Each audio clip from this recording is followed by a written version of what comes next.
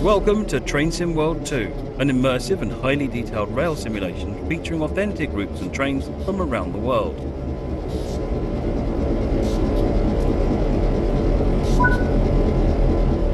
You've just been awarded some action points. These are displayed in the top right corner of the screen and count towards your overall experience. It is necessary.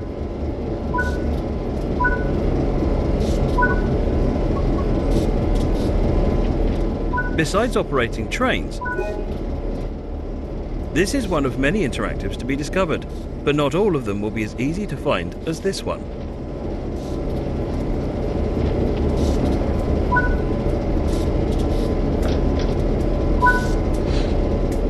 A lot of time will be spent operating trains, so when ready, sit in the engine.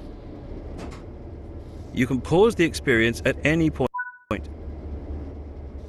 A heads-up display has appeared on the right-hand side of the screen.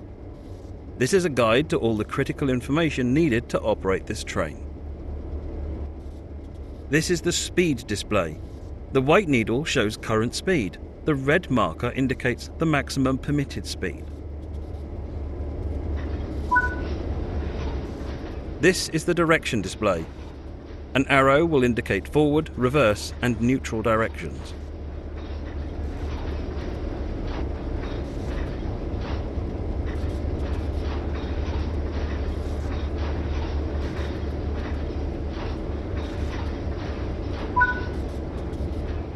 This is the power display. A number will indicate what position the power control is in.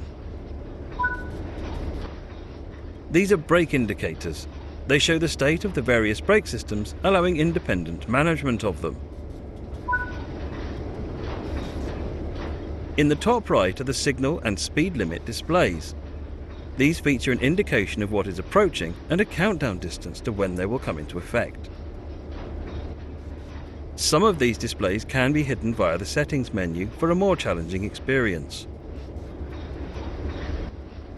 This train is ready to go. Pull the indicated handle towards you to get moving.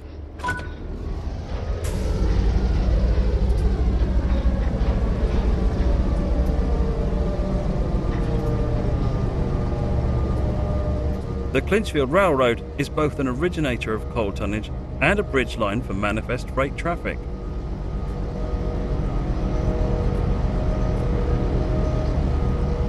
This locomotive is a classic electromotive F7 diesel electric.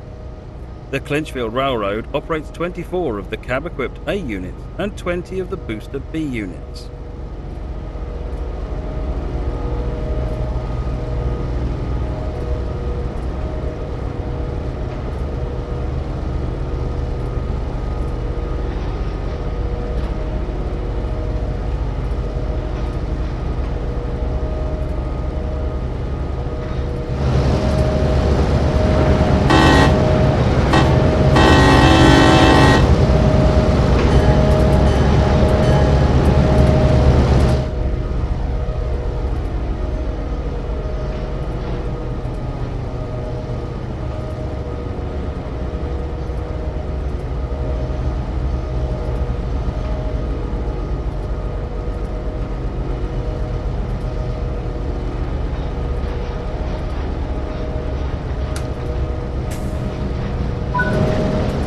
Train Sim World 2 allows you to ride and operate from a selection of camera views. Let's take a look now while exploring this train.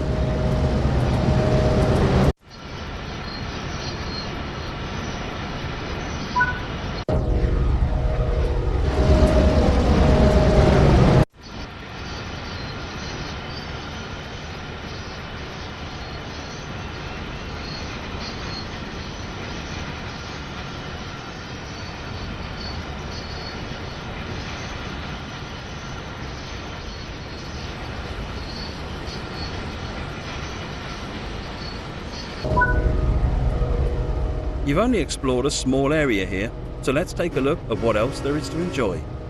Welcome to the Clinchfield Railroad. The Clinchfield is one of America's most famous and iconic railroads. Thanks to its rugged, remote, awe-inspiring scenery and tough mountain operations, the Clinchfield is often called the Rio Grande of the East. The north end of the Clinchfield is in the heart of Appalachian coal country, and you'll be serving mines, tipples and loaders along the railroad's main line and branches. The Clinchfield is also a busy artery for manifest freight moving between America's Midwest and South. As an engineer on the Clinchfield, you'll face the challenges of steep grades and heavy tonnage. Along the way, don't forget to repair broken fences, clear fallen logs, refill fire buckets, and bag up spilled coal.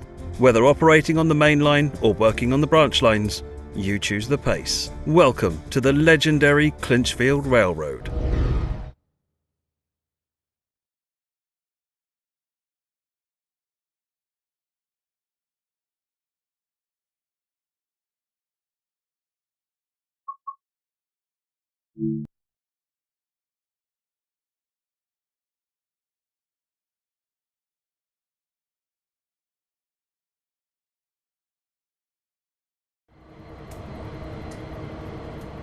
Welcome to Engineer Training. Here you'll be taken through the operation of a classic electromotive division F7 diesel-electric locomotive. During this brief introduction, we will go through the critical locomotive controls and freight operations. When you're ready, climb aboard to get started.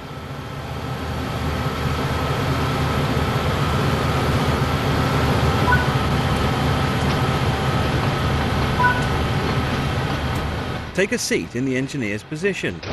This is where you'll be spent. The fuel pump will need... The engine is currently shut down and will need to be started before progressing. Press and hold the engine start button to activate it.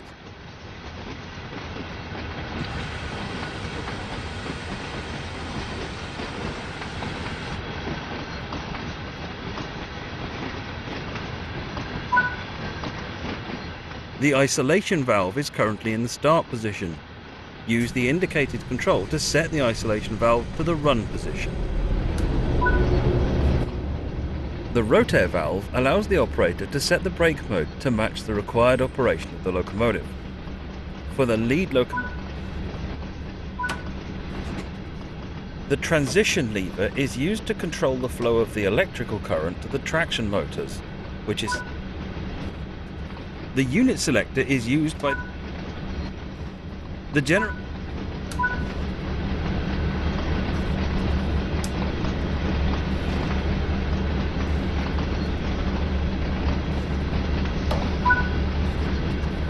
For this introduction, we will be performing switching duties and handling the loading of hoppers. You are now ready for service. Using the throttle, apply a small amount of power to get moving.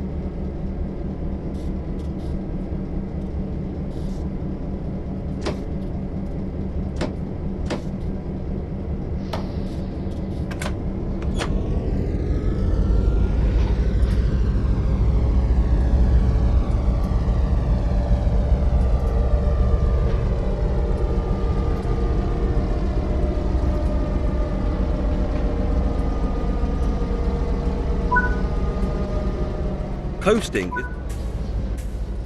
Keeping to speed limits is important. If you begin overspeeding, apply a small amount of brake by moving the handle into the braking range.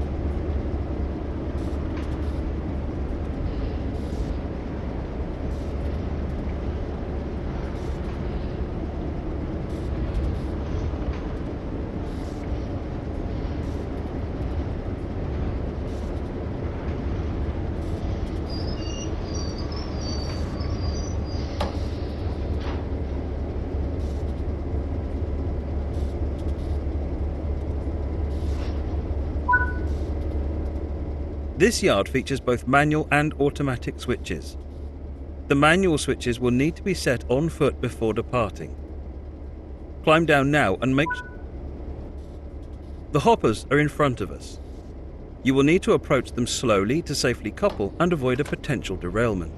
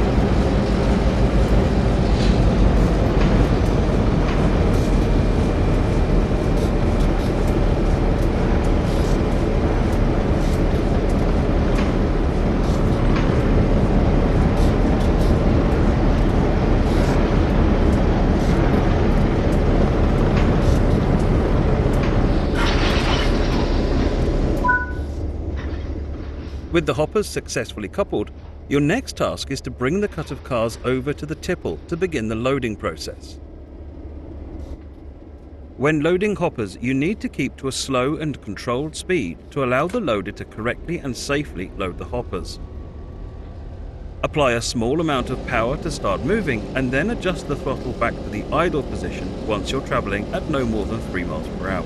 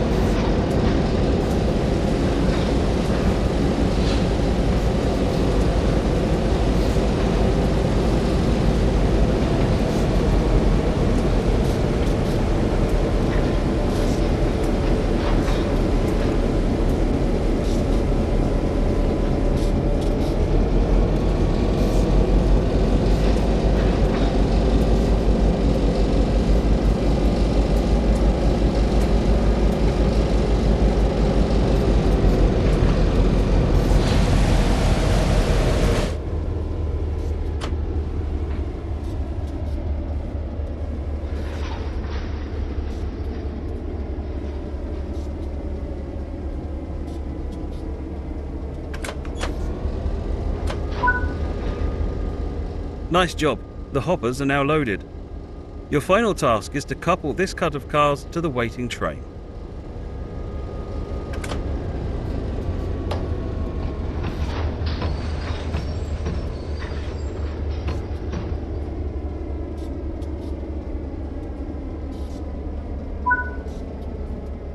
You will need to contact the dispatcher before you can leave the yard. Contact the dispatcher and ensure you're given clearance before proceeding.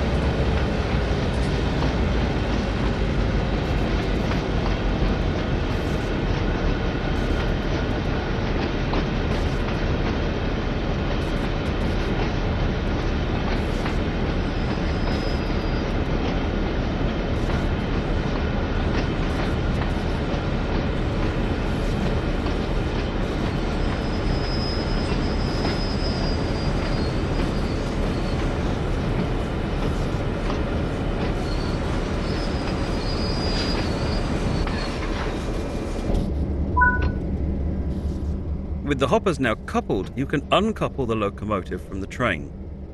Use the cut bar on the rear hopper to uncouple the hoppers from this locomotive.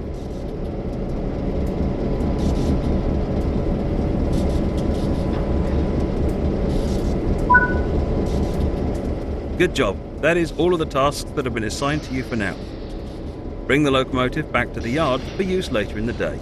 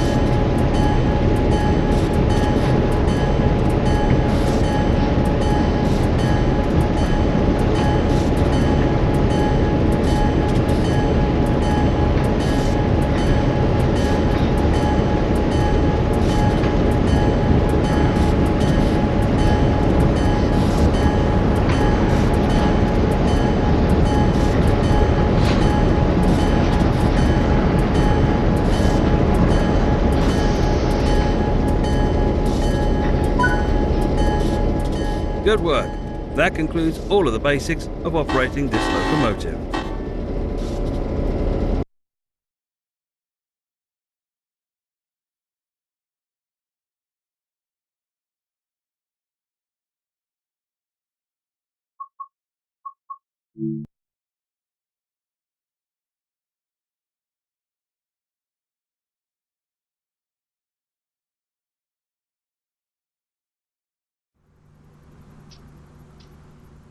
Welcome to Engineer Training. Here you'll be taken through the operation of an Electromotive Division SD40 diesel-electric locomotive. During this brief introduction, we will go through the critical locomotive controls and refueling of the locomotive. When you're ready, climb aboard to get started.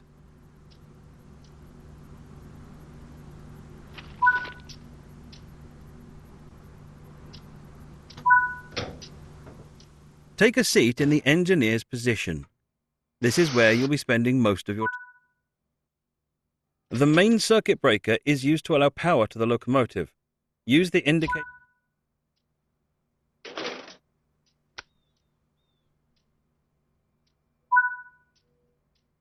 The engine will first need to be primed to start the locomotive. Use the indicated switch and hold it in the prime position for 10 seconds. Now that the engine has been primed, it's time to start it up. Using the same switch as before, move it into the start position and hold it there for 5 seconds to start the engine.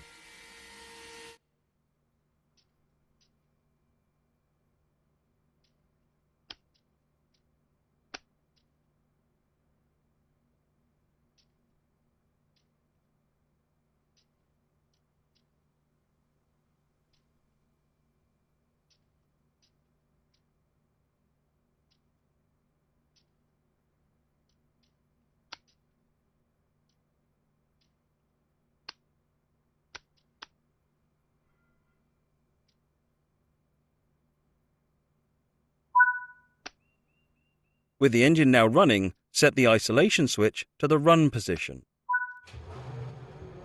Nice work! The locomotive is now ready for operation. This locomotive has 3 brake systems. The automatic brake controls the brakes on the locomotive and all the cars in the consist. The independent brake is used to control only the locomotive's brakes and is primarily used when running light. The dynamic brake is used to help control the train's speed when operating on mainline and branch line grades. As we are running light loco, we will use the independent brake to control our speed. Now move the automatic brake lever into the release position. The cut-off valve will need to be set to the MU2A valve must also activate the auxiliary system.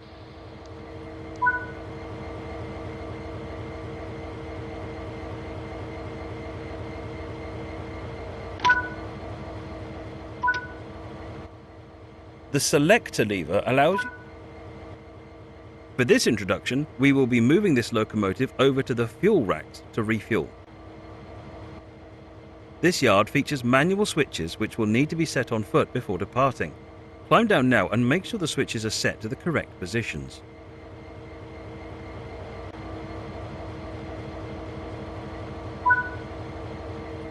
This locomotive is now ready for service. Use the throttle and apply a small amount of power to get moving.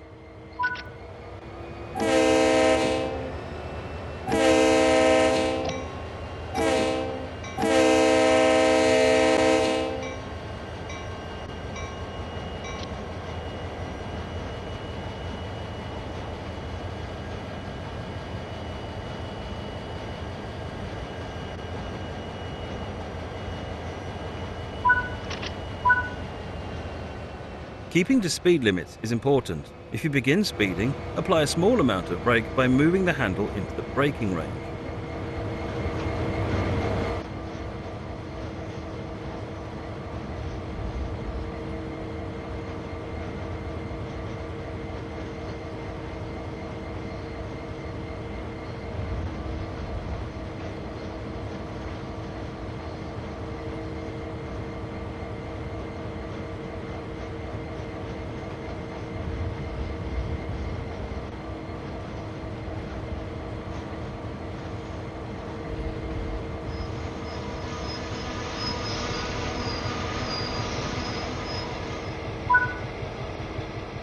The refueling point is behind us. Make sure that the switches are set to the correct position and then reverse the locomotive to the fuel racks.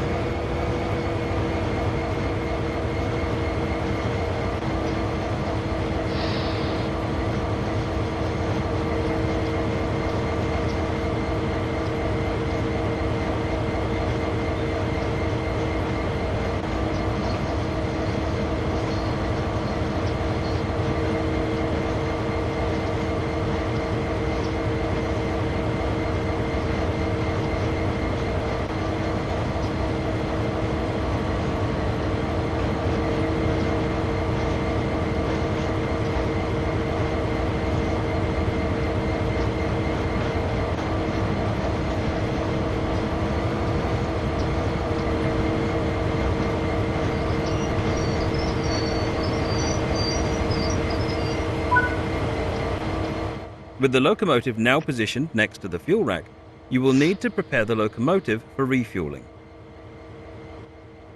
To begin, open the fuel cap to allow access to the locomotive's fuel tank.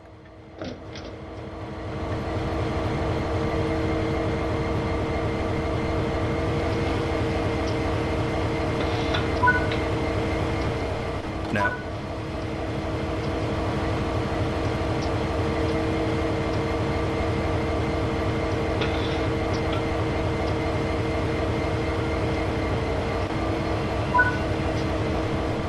With the hose now inserted in,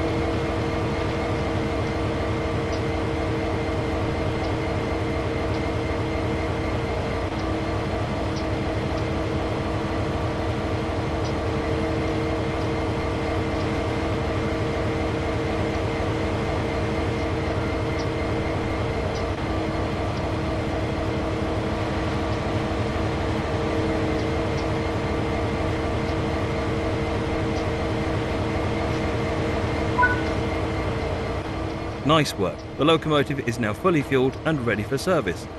Return the hose back to the fuel rack and reattach the fuel cap to finish the job.